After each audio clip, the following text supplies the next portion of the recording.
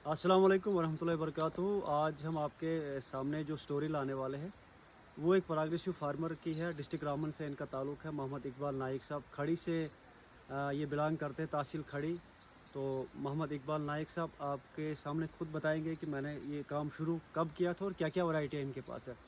तो मेरा यहाँ जो इनके पास आने का मकसद जो था, जो टूर था, मैंने सोचा यहाँ का जो एरिया है यहाँ पे अच्छी खासी फिजिबिलिटी बनती है। सेब यहाँ पे बन सकता है, यहाँ पे हाई डेंसिटी जो अखरोट है वो बन सकता है, कीवी, प्लम, पीच, एप्रिकॉट, वो जो सब आपको इकबाल साहब के बगीचे में हम दिखाएंगे। तो यहाँ पे भी एक इसको हम कहेंगे कि दूर दराज इलाके में इकबाल साहब ने बागबानी का बेहतरीन स्टेप उठाया है। हम इसे कहेंगे कि ये इंटीग्रेटिंग फार्मिंग भी यहाँ पे करते हैं। तो इकबाल साहब से ही पूछते हैं कि आपने शुरू कब से किया था और कैसा आपको शौक़ पड़ा था। इकबाल साहब, सबसे पहले हम आपको चिनाब वैली फार्मिंग में वेलकम करते हैं। कब से आपने बागबानी शुरू की और अपने इलाका जो है कहाँ पे ये लोकेशन वगैरह है? जी शुक्रिया ज़ुबैर साहब। तमाम सामीन जो आपके चिनाब वैली के देखने वाले हैं उनको मेरा अस्सलाम वालेकुम। ये जो प्लांटेशन हमने की थी 2023 में और सेकंड ईयर इनका है। तो पिछले साल भी हल्का से इनमें क्रॉप लगाई थी, लेकिन इस साल जो रेड डिलीशियस है इसमें अच्छी क्रॉप है जी। इसमें कुछ फ्यूजीज के भी प्लांट हैं और गाला है ज़्यादातर इसमें। हाँ, तो इकबाल साहब कैसे आया था आपका दिमाग में कंसेप्ट कि यहाँ पे भी जो हाई डेंसिटी की जो प्लांटेशन की जाए? दरअसल में ये जो सोशल मीडिया की वजह से मैंने एक बार हम टूर पे गए थे सेंट्रल यूनिवर्सिटी कश्मीर में, ये सिर्फ जी टेम्परेट यूनिवर्सिटी जो है, तो वहाँ पे हमने देखा। तो जब वहीं से ये कॉन्सेप्ट मेरे जहन में आया तो उसके बाद मैंने ये पौधे कुछ लगाए हैं। मतलब आपके दिमाग में ये था कि मतलब आपका एरिया भी मतलब बहुत दूर दराज फार फ्लंग एरिया हम इसे कहेंगे, तो आपके दिमाग में भी आया जब आपने वहाँ पे जाके देखा, तो आपके दिमाग में भी आया कि हमारे गांव में भी ये चीज़ बन सकती है? बिल्कुल। जो कन्वेंशनल जो ट्रेडिशनल प्लांट हमारे पास पहले भी सेब के थे, लेकिन कुछ सालों से अब उनमें क्रॉप जो है पैदावार बहुत कम आने लगी है। लेकिन उसके बरक्स अगर हम इस हाई डेंसिटी की बात करेंगे तो आप देख सकते हैं इनमें इस साल भी अच्छा फ्रूट है। अब अगर हम उन जो पुरानी वैरायटीज़ हैं हमारे ट्रेडिशनल प्लांट्स हैं तो उनमें बहुत कम फ्रूट है, क्रॉप प्रॉब्लम उनमें आ रही है, इसलिए मैं अच्छी क्रॉप आ रही है। अच्छा, मानो आपका भी ये पैगाम है हमारे जो व्यूवर है उनको कि जो ट्रेडिशनल है उसको छोड़ के हमें हाई डेंसिटी की तरफ आना चाहिए। बिल्कुल बिल्कुल, क्योंकि ये मॉडर्न फार्मिंग है, तो जो नई टेक्निक्स है और जो नई आ रही हैं चीज़ें, तो उन्हीं को अडाप्ट करना चाहिए। इसमें गोया कि मतलब मान के चलो स्पेस हम कम लेते हैं और हमारे पास प्रोडक्शन हाँ ज़्यादा आ जाती है और ईयरली प्रोडक्शन आ रही है इसमें। तो इकबाल साहब, जैसे आप कह रहे हैं कि ये 2 साल का पौधा है, अगर हम इसमें देखेंगे तो इसमें कम से कम 15 से 20 बार लगे हैं। हालांकि मौसम भी बहुत ज़्यादा ख़राब था, उसके बावजूद भी यहाँ पे इकबाल साहब के आर्चर्ड में मैंने बहुत सारे जो वैरायटियों का सैंपल यहाँ पे देखे। तो वैरायटियों के बारे में आप सेब की वैरायटियों के बारे में बताएं, क्योंकि हम बाकी जो आर्चर्ड का एरिया है वहाँ हम बाद में घूमने जाएंगे। फिलहाल आपके पास सेब की कौन सी वैरायटी है? ये जो आपके सामने है ये रेड डिलीशियस में है, Z1 है। तो हालांकि कहा जाता है कि डिलीशियस में कम ये से क्रॉप लगती है, लेकिन इस साल भी इसमें अच्छी क्रॉप आ रही है एज कम्पेयर टू जो दूसरी गालाज में इस साल थोड़ा कम है। लेकिन इसमें भी अच्छी क्रॉप आ रही है। ये Z1 है। अच्छा, हाँ। और कौन सी वैरायटी आपने? हमारे पास दूसरी रो है, इसमें गालाज है। ग्रेनी स्मिथ भी है कुछ जो पॉलिनेशन के लिए रखी गई है, और यहाँ पे कुछ प्लांट्स हमने फ्यूजीज के भी गोया कि काफ़ी वैरायटियाँ जो है आपने यहाँ पे एप्पल की लगाई है। एप्पल के साथ साथ में आप किस चीज़ की यहाँ पे जो है खेती करते हैं? और इसमें थोड़ी सी इंटरक्रॉपिंग भी की है। आजकल ये जो लहसुन लगाया है और ये प्याज। अच्छा, हाँ, थोड़ी सी यहाँ पे सब्जी भी लगी है। तो वो इंटरक्रॉपिंग भी इकबाल साहब जो यहाँ पे करते हैं, हम देख रहे हैं यहाँ पे ग्रीन हाउस भी लगा हुआ है। तो यहाँ पे अभी हम ग्राफ्टिंग भी आपको दिखाएंगे, जो मतलब सबसे मुश्किल तरीन जो ग्राफ्टिंग है वालनट की, जिसे हम कहेंगे 1 साल का जो सैम्पलिंग है उसके ऊपर उन्होंने ग्राफ्टिंग वगैरह किया। तो इकबाल साहब, हम आपके उस ब्लॉक की तरफ चलते हैं जहाँ पे आपने कीवी लगाया हुआ है, जहाँ पे आपने जो चेरी लगाया हुआ है, या बाकी जो भी चीज़ें हैं, हम वहाँ की तरफ चलते हैं और हमारे व्यूअर्स को आप साथ साथ में बता दीजिए, क्योंकि बहुत सारे लोग जो है हमारी वीडियोज़ को देखते रहते हैं, यहाँ से कुछ न कुछ वो सीखते रहते हैं। तो आज हम जो है स्पेशल हमारा टूर इसलिए ताकि आप हमें कुछ न कुछ यहाँ से सिखा के जाए और हमारे व्यूवर्स को भी जो है कुछ न कुछ सिखा के जाए। तो यहाँ पे जो इकबाल साहब आपने ये मल्चिंग शीट का इस्तेमाल किया है, तो इसका क्या पर्पज़ है, ये जो ये मल्चिंग शीट यहाँ पे लगाई है आपने? सबसे अच्छा फायदा है इसका, एक तो वीट घास इसमें कम उगेगी। अच्छा, घास इसमें कम उगेगी। और दूसरी ये बात है, बीमारियों से भी बचता है, बहुत सारी बीमारियों से भी बचेगा, कीड़े मकोड़े इसमें फिर कम घुसते हैं जी। और तीसरी बात, ह्यूमिडिटी, ये इसमें नमी बनी रहेगी। अच्छा, और ज़्यादा पानी देने की जरूरत नहीं पड़ेगी। तो इसके मतलब मल्चिंग शीट के भी बहुत ज़्यादा फायदे हैं, क्योंकि एक नई चीज़ है। तो आप देखिए व्यूअर्स, इन्होंने पूरा जो मतलब 1 फुट का डिस्टेंस रखा हुआ है, पौधे से पौधे की दूरी जो प्रॉपर है, और जो रो टू रो की दूरी है तकरीबन 2.5 फुट के आसपास की। प्रॉपर स्पेसिंग अगर हम अपने क्रॉप को देंगे तो इंशाल्लाह हम उम्मीद करेंगे बाद में कि हमारे पास जो अच्छी फसल होगी। नई टेक्निक्स, हाइब्रिड या जो भी नई चीज़ें जो है वो इसलिए हम आपको बार बार दिखाते हैं, ताकि अब जो फार्मिंग में भी जो है बहुत सारी चेंजिंग आ चुकी है। हमें इन चेंजिंग को, ये जो चेंजिंग है, हमें इनको अपनाना चाहिए। जब आप एक बार इस चेंजिंग को अपनाओगे तो आप फिर ये चीज़ें जो बार बार करोगे और आपका मन जो है फार्मिंग में लगेगा। तो अब हम इकबाल साहब चलते हैं आगे की तरफ। ये जो आप व्यूअर्स यहाँ पे दिखाएंगे हम आपको, ये देखिए कितना छोटा सा पौधा है। ये जो पौधे हैं, ये इस वक्त जो वीडियो हम बना रहे हैं, ये खड़ी का इलाका है। हमारा तहसील जो खड़ी है डिस्ट्रिक्ट रामन में, हम वहाँ से आपको दिखा रहे हैं।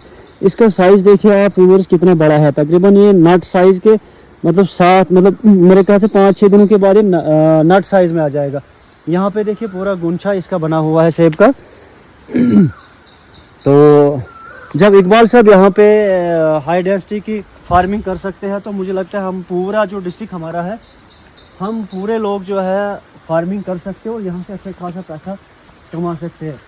तो इकबाल साहब, आपने यहाँ से ये जो पाइप है ना, पाइप यहाँ से जो आपने पाइप लगाई है, तो इसका मकसद क्या है, ये किस पर्पज़ के लिए? ड्रिप के लिए लगाई है हमने, क्योंकि ये सारे जो प्लांटेशन है ये M9 पे है। अच्छा, हाँ, इसलिए इसमें जो ड्रिप सिस्टम लगा दिया है। तो गोया कि मतलब इसमें जो पानी यहाँ पे थोड़ा सा, इसमें जो यहाँ से इसका पानी नीचे टपकता रहता है पौधों पे है, मतलब बूंद की शक्लों में इसमें, और नमी को जो है ये बरकरार रखता है। क्योंकि M9 जो है इसमें पानी रहना चाहिए ड्राई कंडीशंस में, तो बार बार हर पौधे में हम पानी नहीं दे सकते। अच्छा। उसके लिए सबसे जो आसान तरीका है वो ड्रिप इरिगेशन का है। मतलब तो पानी भी बचेगा और दूसरा जो है आराम से इसमें नमी बनी रहेगी। वो एक बार आपने पाइप डाल दी, मतलब जैसे इन्होंने यहाँ से डाली हुई है, तो वो जो है बूंद बूंद पौधे के साथ में टपकती रहेगी और वो जो नमी को है बरकरार रखेगा, ताकि हमारा पौधा जो है वो एक तो हेल्दी रहे और उसकी जो रिक्वायरमेंट है वो पूरी हो जाए।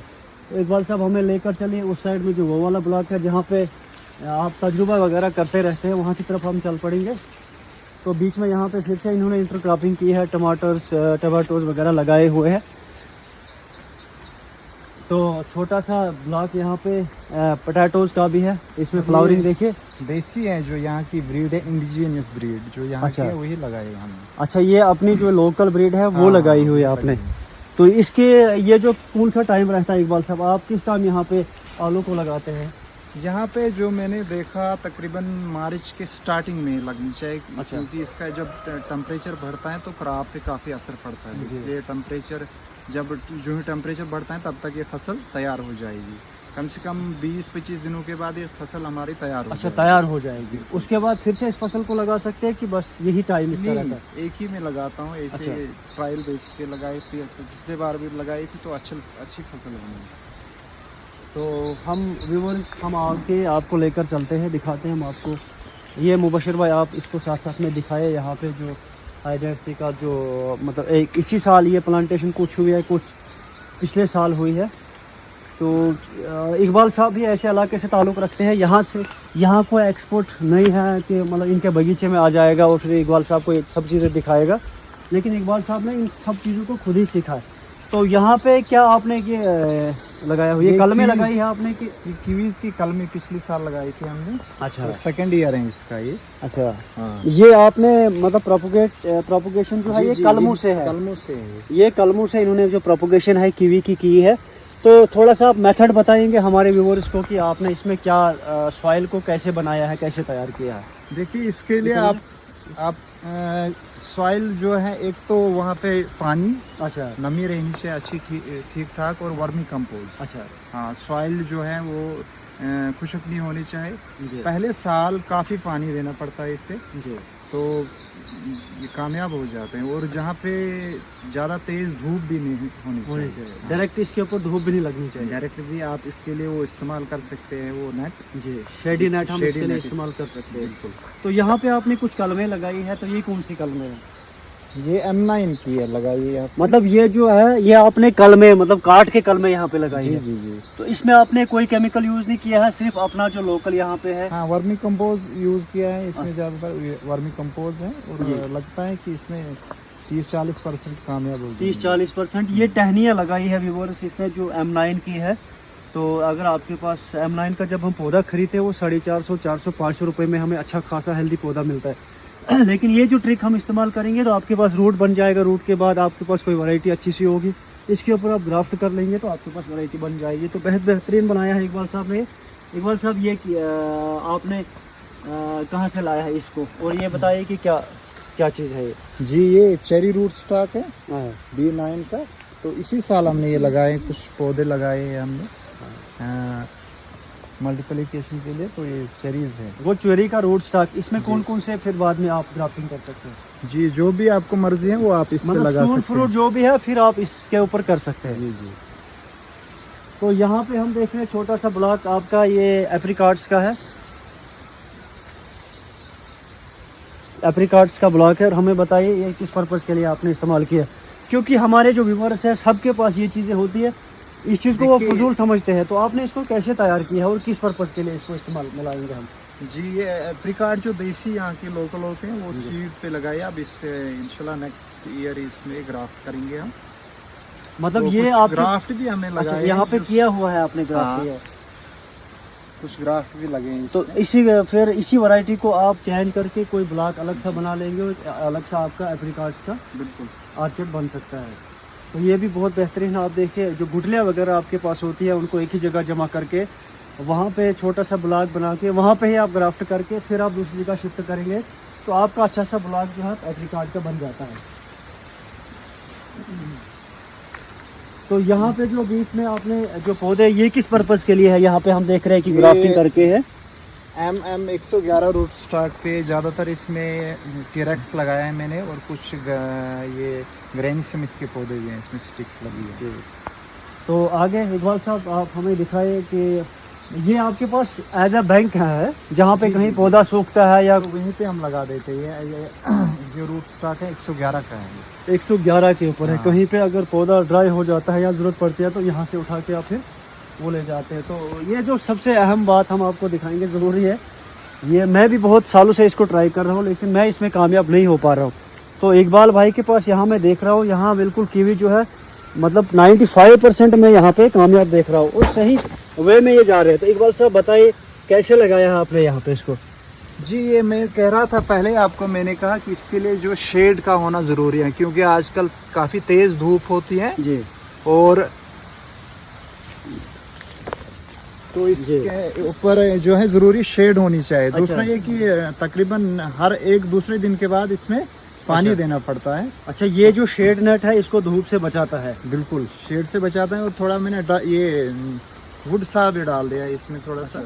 अच्छा, इसमें आपने बूरा भी डाल दिया इसका, ये लकड़ी का जो है वो भी डाल दिया है।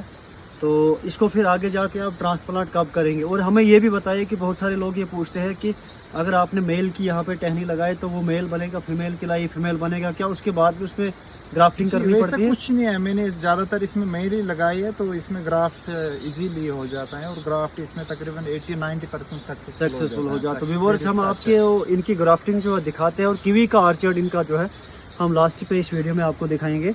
तो ये भी बड़ी देखने वाली चीज़ है क्योंकि अक्सर जो न्यू ग्रोवर्स भी हमें नर्सरी वाले जो नर्सरी का काम करना चाहते हैं वो भी हमें देखते हैं। तो ये देखिए कीवी की स्टिक्स को, कीवी की कलमों को कैसे जो है हम प्रोपोगेट कर सकते हैं, उनमें जो है रूटिंग पे वो कैसे आ सकते हैं। तो इकबाल साहब का जो तरीका है वो बहुत बेहतरीन तरीका है। और दूसरी बात मैंने देखा यहाँ पे जिस एरिया को यहाँ पे इन्होंने चूज़ किया है, एक तो ये थोड़ा सा ठंड है और साइडों में यहाँ पे थोड़ी हल्की सी जो है छाँव है। तो इकबाल साहब बहुत बेहतरीन, क्योंकि मैं तो इस काम में फेल हो रहा हूँ। मेरी जो कलमें हैं मैं हर साल लगाता हूँ लेकिन कामयाब नहीं हो पा रहा हूँ। तो इकबाल साहब हमें लेकर चलिए अपने कीवी आर्चर्ड की तरफ और हमारे व्यूवर्स को बताइए कि आपके तहसील खड़ी में जो कीवी का बाग है कितना खूबसूरत है। आसबाला में